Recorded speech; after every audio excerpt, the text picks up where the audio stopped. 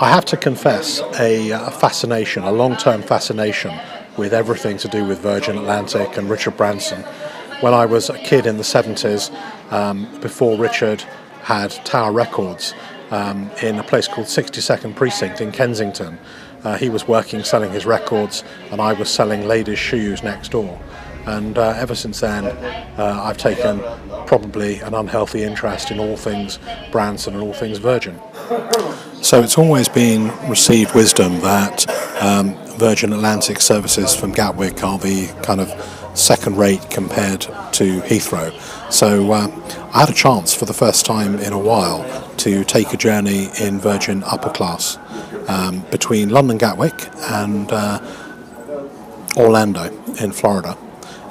It's a destination they don't serve from Heathrow, so I was kind of forced to use Gatwick, and it's a great opportunity to see just how far things have come on and whether the service from Gatwick is as bad as everyone imagines it is.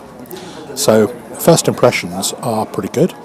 There's premium handling, and there was no one really there in front of me in the line over at the customs going into Gatwick, so the premium was pretty quick. There's actually a new clubhouse that's opened up in Gatwick quite recently, which is like it's a pale imitation of the clubhouse in Heathrow, but it's still probably better than a lot of the other lounges. Services sit down, just like London. There isn't a deli counter like the one in London, but you can order off the menu, and the menu is pretty much the same, I think, as the one in the London clubhouse. I had the breakfast burger and the fresh fruit, a cappuccino. I did order a long white, but they didn't know what that was, so we settled on the cappuccino in the end. So service took about 10-15 minutes, which was a little bit longer than I thought, and then the most interesting part of the journey is yet to come. A 747. 747s are pretty rare things these days. All the airlines are getting rid of their 747s and landing them in the desert to sell for scrap. They use too much fuel, the costs are too high, but for a passenger, the 747's always been like the Rolls-Royce of planes, and the opportunity to travel by 747 on Virgin, maybe one last time, was too much of an attraction to refuse, really, particularly to get to sit in upper class in the nose cone of the 747. There's only, I think, 16 or so seats in the upper class cabin of the Gatwick 747s, so quite a small upper class, but quite a big premium economy cabin on that plane.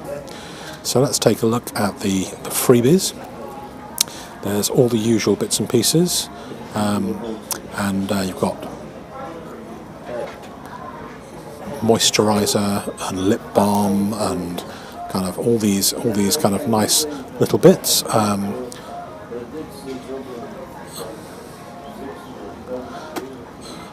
I didn't particularly like the holder that they come in. I think it's not one that I'll be able to use for very much else after the flight, and may not even bother to take it home. Whereas some of the other ones that have more of a dual use, I actually use for carrying cables and microphones and bits and pieces. So this one with the little netting, probably not a great deal of use after the flight. So Virgin are pretty good about other things like earplugs and eye masks, toothbrush, pen. You don't, strictly speaking, need a pen on the way to America anymore, since they put in all the new ESTA stuff, so you don't really, although they give you the blue card like they always used to, they don't actually use it at the other end because they have all the ESTA machines. Not quite sure why they still give the blue customs card, as it seems to be now totally redundant. But nevertheless, quite a nice little bundle of goodies and something to play with while people are getting onto the plane. Nice glass of champagne. Take a look and look around the cabin. Do some people watching. The cabin is old-style Virgin upper class. I've been on upper class a number of times. It's the prior to the new style, which is on board the Dreamliners and stuff like that. So take off in the 747, always exciting. It seems to go so slowly and then rise so majestically into the air. I think the 747, maybe along with things like the TriStar or the DC-10 and stuff like that, my favourite planes to travel in. But they seem to be hell-bent on replacing all my favourite large planes with smaller, nastier planes.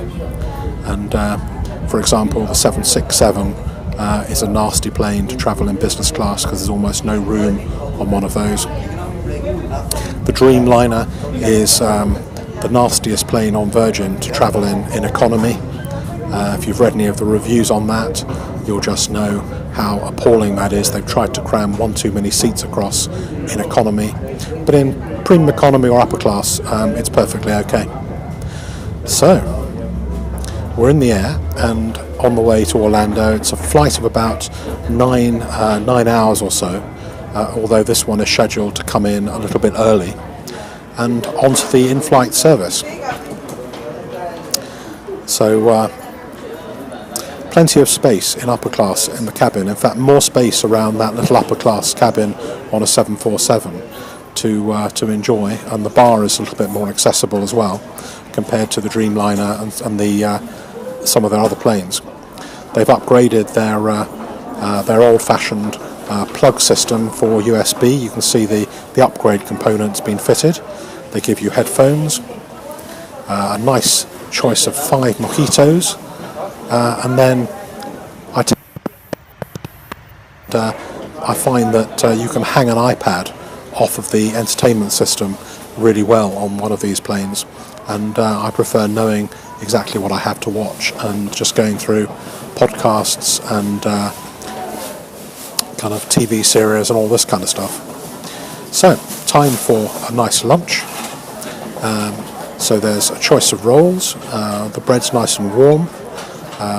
There was a choice of starters, except that my starter choice was already taken. There was a choice of main courses, and I chose salmon. Unfortunately, the salmon was already taken, so not really a very good start. There was a dessert as well, but I gave up on the dessert due to calories and chose the cheese instead, which probably has twice as many calories. So one thing they do well is the after dinner snack basket always has some really nice quality chocolate in, and I always aim straight for the Virgin chocolate. So organic dark chocolate, I pinched 2 of those out the basket, and that was nice to settle down. Watched a movie. One of the things on Virgin Upper Class is they've got these crazy seats that only go back so far unless you want to convert them into a bed, and then the whole thing lifts forward and gets converted into a bed. Time for a nice cup of tea and some sandwiches and scones pre-landing. They used to serve these on a little kind of multi-level kind of thingy, like plates with a, suspended one on top of each other, and they seem to have cheapened that, and they've now got 2 little plates, and you can have a choice of cakes if you want as well. I gave up the cake choice because of calories, but I did choose the clotted cream strawberry jam and the sandwiches. So with the movie watching, the eating, the sleeping, the relaxing, the champagne and everything almost done, it's almost the end of this flight and time to take a few nice cloud scenes and some pictures as we land. And it's been a very enjoyable flight, and I think it's certainly proved that flying from Gatwick, you're not really giving up anything very much over flying from Heathrow. I happen to live in the right part of London for Heathrow, so I'd normally choose to fly from Heathrow.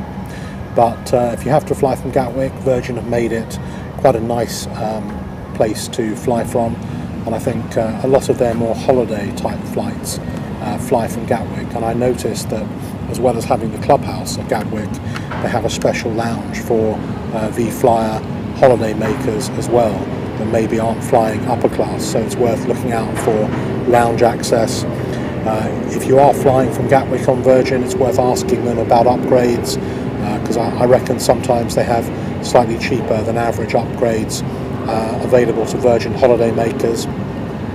And certainly the reason I picked upper class on this flight was because it was actually £300 or £400 cheaper flying one way in upper class and the other way in premium economy, compared to flying from Heathrow in premium economy with a connection both ways.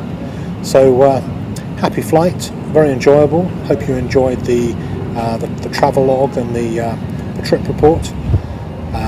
Nice landing, very smooth, very majestic, and something which is probably not something in a Virgin 747 you'll be able to do for that much longer.